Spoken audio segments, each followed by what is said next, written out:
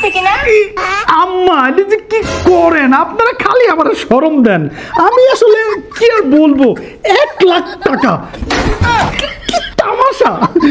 ধন্যবাদ আম্মা, আপনাদের মতো বাপ মা থাকলে নিজের বাপ মায়ের নাম তো আমি ভুলে যাবো আম্মা। আমি যে কি লাকি আম্মা, আম্মা, আম্মা, আম্মা। আরে ব্যাপার না। ও শোনো, আরেকটা কথা, ওটা হইলো তুমি যে তোমার শালার জন্য মেয়ে দেখছো, সেই পাত্রী তো তোমার শালার অনেক বেশি পছন্দ হয়েছে। মেয়ে তো সেই সুন্দরী।